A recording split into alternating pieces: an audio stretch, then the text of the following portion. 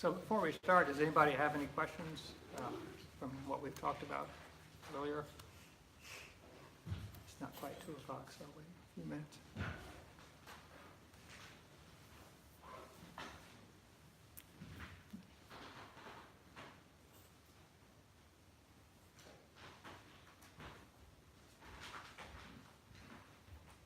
I found what you said last week to be very helpful, because I've tried metta before and I just haven't synced with it. Mm-hmm. And I think the thing that was most helpful was when you said, you really want to focus on your experience. Right. And it just shifted it completely. Good. Just completely, yeah. Good, I'm glad to hear that. And it's fascinating when I pull up different people and the different relationships I have with them. I watch my inner sense of loving kindness, Yeah, each one is different, right, because there's a different issue on each person. Huge, Right. huge. Yeah, and that's what the intention is. That's why it can be an insight meditation, because you're recognizing how Yeah. you're interfacing with all these different Yeah, conditions. so So, that was yeah, good.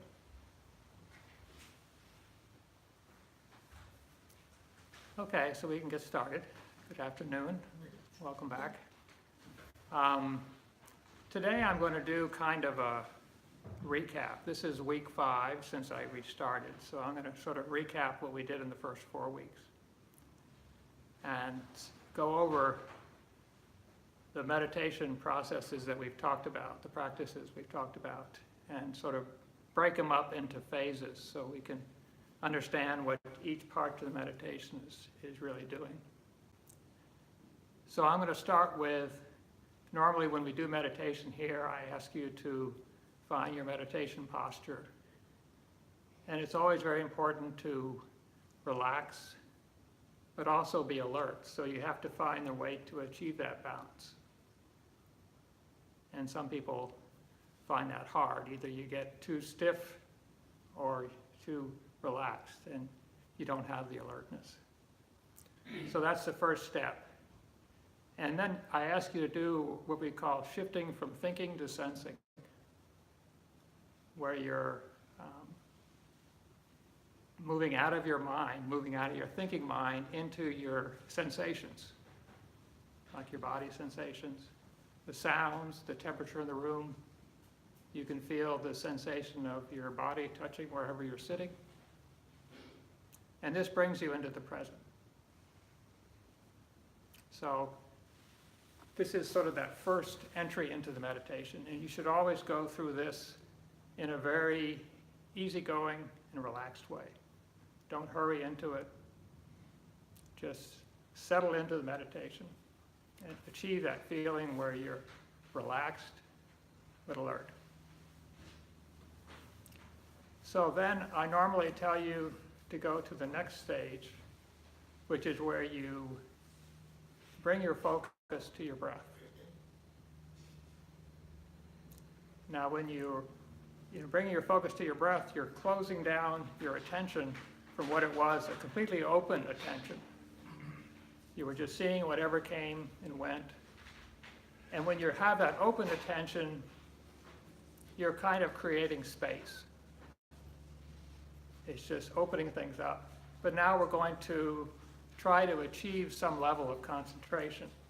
And to do that, we use the breath as a focus of concentration. So you're bringing that focus in, and you are noticing your breath. You notice whether it's fast or slow, or long or short, smooth or rough, whatever the characteristics of the breath are.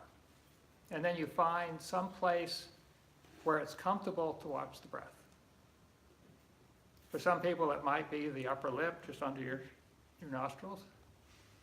For other people, it might be your chest, your abdomen, or your whole body. Whatever is comfortable for you as a place to watch the breath. That's where you bring your attention. So when you do this, you're actually creating conditions for some level of concentration to arise. And this is an important aspect of this meditation.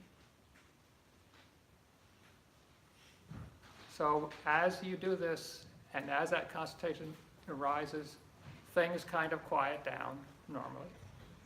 But sometimes your mind is still busy. It's still going off to thinking, and you're getting lost in thought. If your mind gets lost in thought, you just note it as thinking and come back to your breath. At this stage, you don't do anything but that. You just note thinking and come back to your breath.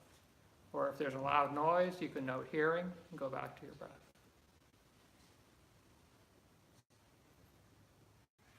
So you've gotten in. This is, the first two segments of the meditation. First, the settling in, and then developing some level of concentration. And you're developing single-pointed concentration because this concentration is focused on a single object, which is the breath. Now, if you do these first two steps, you could just stay with that and do nothing else but that for the rest of your meditation session. And that's a very valuable practice. A lot of people do this, just this for their whole life. They just settle into meditation. They develop some level of concentration. They note when their mind wanders away. They note thinking, and they come back to the breath. Now, we also talked about using a mental note of in on the in-breath and out on the out-breath as a way of further stabilizing yourself on the breath. But always, the real object of meditation is the breath, not the note. The note is 10% of your attention. The actual feeling and sensation of the breath is 90% of your attention. So any questions about this so far? As I said, you can just stay with this practice and do nothing more than this. And it's a very valuable practice. It's very good for your health and your state of mind. It works very well. But in this class, we talked about some additional practices that we can do.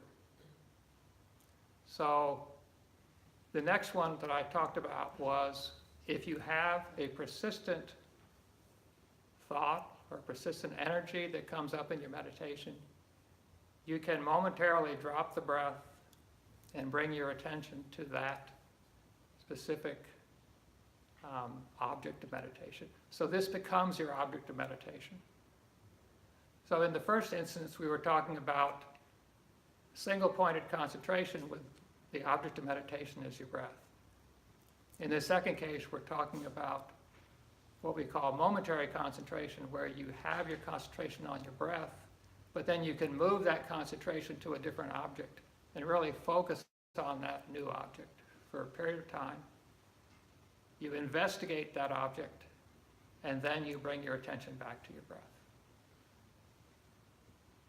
So the key thing here is when you move your attention to another object, you investigate it by noting what is the experience of that object. I gave you the example of something like annoyance. You get annoyed at work or something like that, and then when you're meditating later on, that thought comes back. You're replaying that incident of annoyance. So if it's happening persistently, that's a good subject to make an object of your meditation. So you shift to that, and you notice what is the experience of that thought of annoyance. The first thing I said was you can note it as annoyance has arisen. You give it some space. Annoyance has arisen. You notice whether it's unpleasant or pleasant. What is the feel of this? You may notice other characteristics of it, such as there may be an element of resentment in this. You can note that. You can note resentment. You can just feel the way that the energy of this actually feels in your body. So you have created this sort of image of this energy. Now this happens very fast. It's not like you're thinking about it. It's not like you're logically reasoning about it.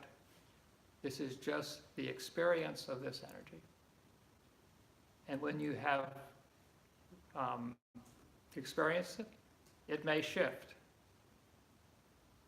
You may find that there is a way that by seeing it, you may find that it sort of relaxes, it sort of lets go.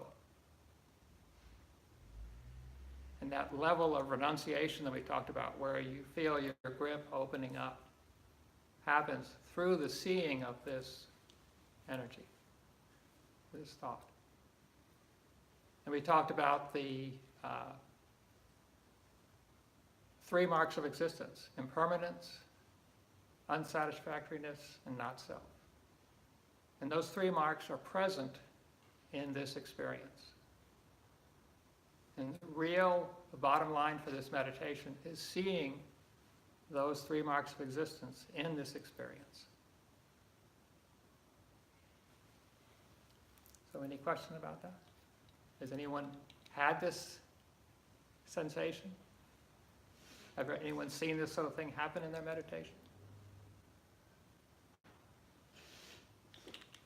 Nobody. So what happens when you're doing the meditation that you're doing now? What kind of experiences are you getting from the meditation that you're doing now?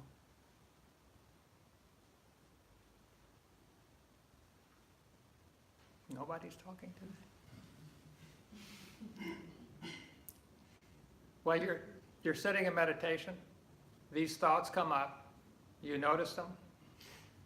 You can say thinking, to give it a label, thinking, and go back to your breath. Or you can experience it in more depth. That's really what we're saying, is that the option is there, and either case is valuable, either case is worthwhile. But if there's something that's persistent, if there's something that comes up a lot, if there's an issue that comes up in your meditation a lot, I think it's worthwhile to learn this skill of investigation. Yes? So it helped me some weeks back when you further clarified that the investigation isn't the why, it's the what. And I was finding that it was easier, especially with like work stress. I could shift to whatever it was, and I could note it and say, oh, aversion. And just acknowledging that, let it go. Yeah, that's the intention, because if you are experiencing these things as they come up, you can recognize certain things that are persistently coming up that are unhelpful. And that's what's recognizing these 3 marks of existence: impermanence, unsatisfactoriness, and not self. So there's a sense of when you actually see something, when you see the impermanence in action, when you see the unsatisfactoriness, which is, unsatisfactoriness is the sense that you're holding on to something as a source of happiness that will not be able to deliver happiness. You can actually see that in this meditation. So what happened is that sense of renunciation opens up. That sense of letting go opens up. And what follows from that, so the seeing creates conditions for the renunciation. The renunciation creates conditions for what we call equanimity. And equanimity is a very important quality in the Buddhist texts. You'll see it in all the famous Buddhist lists. You'll see equanimity shows up quite frequently. The 7 factors of enlightenment, or the 4 divine abodes, the 10 perfections. These lists always end with the quality of equanimity. And the quality of equanimity is what arises with the renunciation. So as the renunciation rises, equanimity can arise with that. And the best quote that I've always used for this quality of an equanimity is this quote about, you can't stop the waves, but you can learn to surf. So you can, the things that are going on in the world are always going to be going on.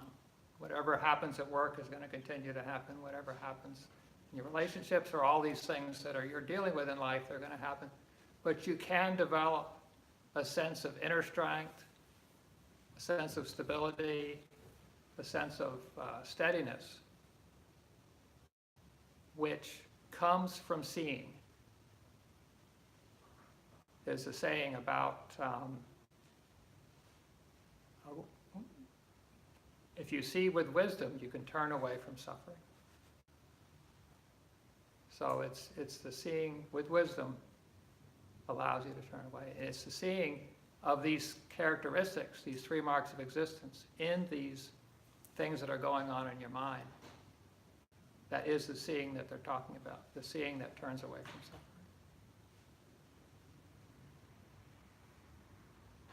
So really, yes. I'm sorry, I didn't. No, go ahead. Well, I have a very busy mind, and there's storylines going left and right. But what seems to be happening is, if I can catch it, there is like an emotion that triggers, like a memory of an event and an emotion associated with the event, and then it triggers a storyline. So is that kind of the trying to catch the emotion and identifying, whatever's arising, Yeah. rather than just jumping with both feet into the storyline? Well, so what I'm saying is that when you do this practice the way I'm describing it, over time, your ability to see the real characteristics of this thought or whatever it is increases over time. You can see more detail of what it is. So like you're saying, there's a storyline there, but the content of the storyline is really not what's most important. It's the experience of it, which is generally felt in your body.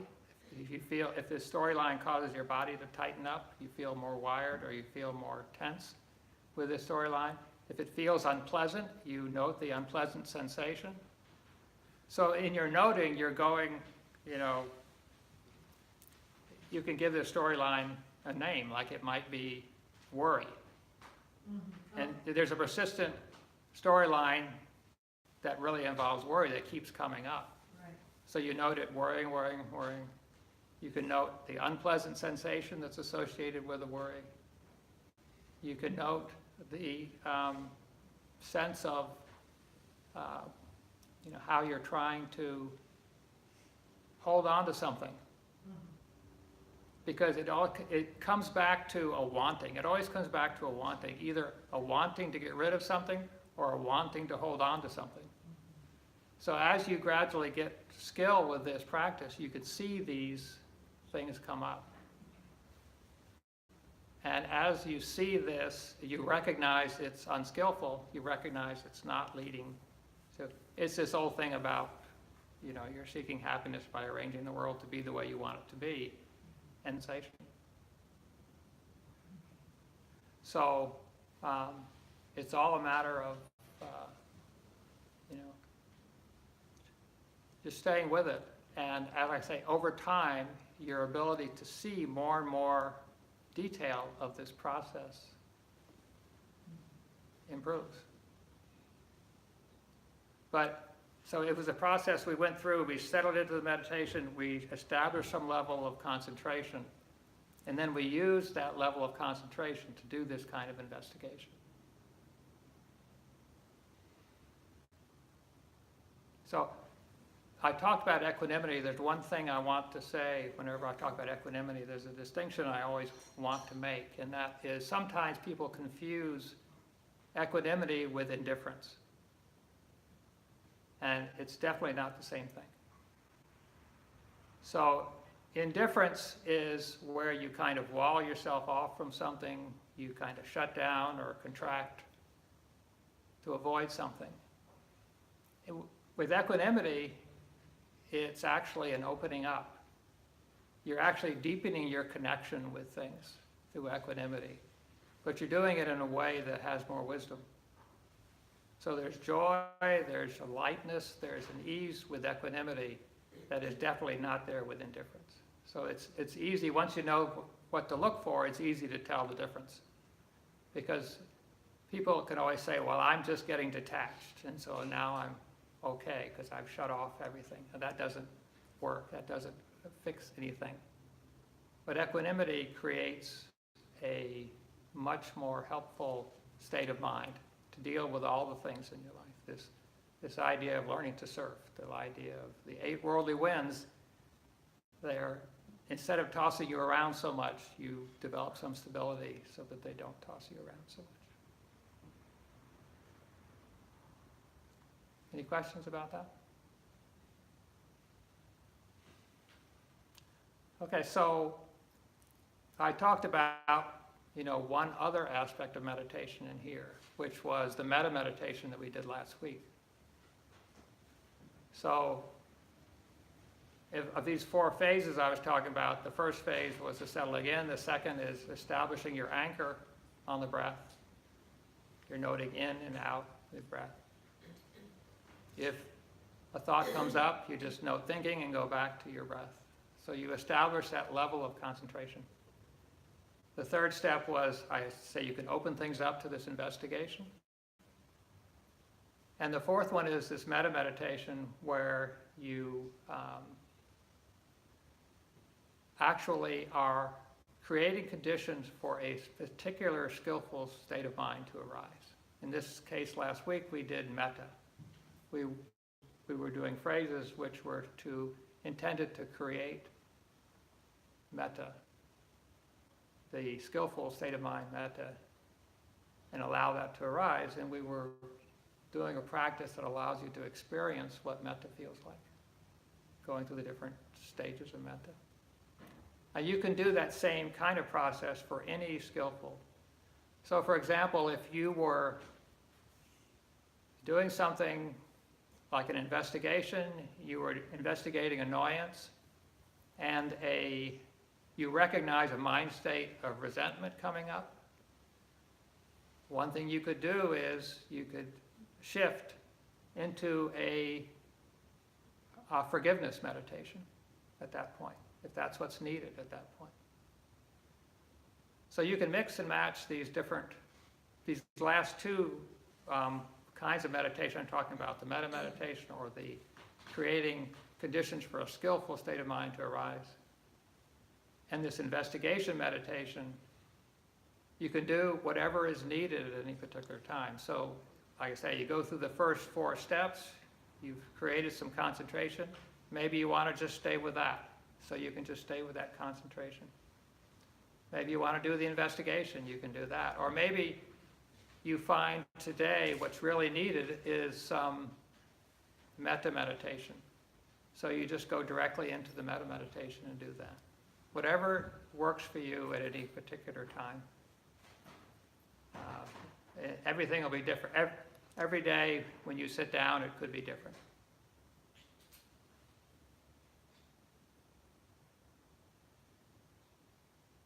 Okay, so is any of this making sense? I'm not getting much response out of anybody today. It makes perfect sense to me. Well, that's because you just sat down. Anybody have any reaction to any of this? Why is nobody? I really like to choose what you need during the time, because I think a lot of times we get perfectionistic and want to do a certain kind of meditation all the time because that's what our mind says we need to be doing, and it's not really true. Well, the idea is that all these meditations are tools, and there's a particular day, a particular tool is needed. And so it's a good idea to learn how to do all of these. But the ultimate is this seeing with wisdom. This is where it really is what has the ability to really change your life and change the way that you experience life.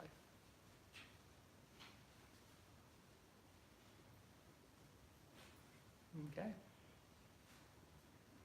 Yes. was looking up synonyms for equanimity, and one that jumped out at me was unperturbability. Yeah, that's a good way to say it. I mean, you know, and you can actually feel that in your meditation. If you're doing this meditation, if you're seeing some way that you're acting unskillfully and you let that go, you will feel the arising of this equanimity. And you have to be kind of careful, because many times in meditation, things can feel really good. You get a really good feeling. And you think, this is it. You know, I've hit the mother lode of meditation. But when you get out from meditation and go back to work or whatever, then it's the same as it always was. And this hasn't really shifted. So that was there's lots of very pleasant experiences that arise during meditation. But there's pleasant experiences that arise in meditation that are just a side effect of the meditation. And there's pleasant experiences that arise in meditation that are really because something shifted in your wisdom. But you don't know which it is until you actually go back to working with the world and seeing how you respond to the world. And if the way you respond is differently than the way you were responding before. So be a little careful, you know, how you judge these things. But it's all good. I mean, if it feels good, it feels good. There's nothing wrong with that. But you just have to understand where that feel good is coming from. So. Okay, any other thoughts or questions or ideas about this?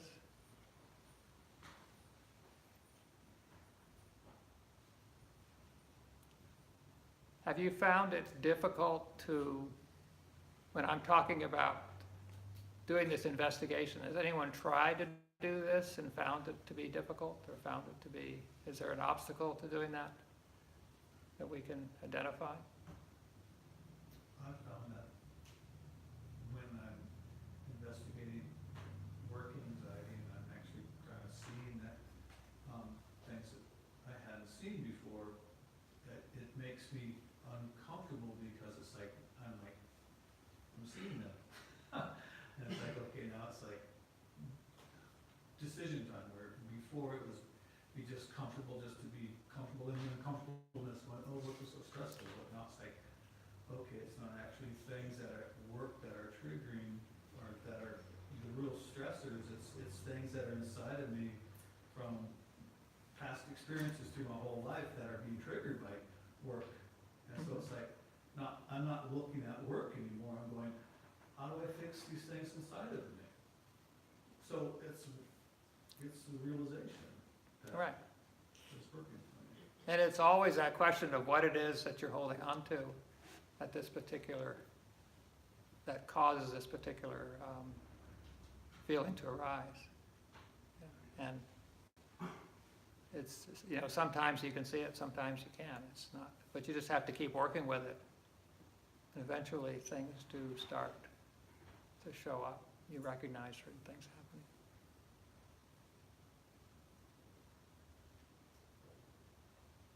Any other thoughts about this? Anyone try doing this and found it that was difficult or easy? Or either one? Yes.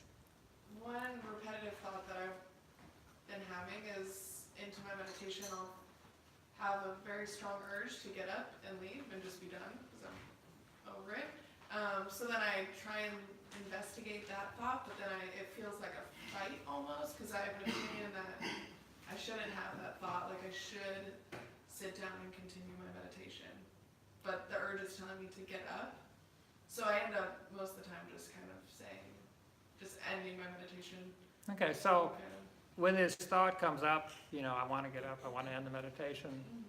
Okay, so the first thing is wanting has arisen, right? So wanting has arisen. So what does wanting feel like? Visceral almost. Yeah, it's a tension. It's a, and is it pleasant or unpleasant? Unpleasant. It's unpleasant.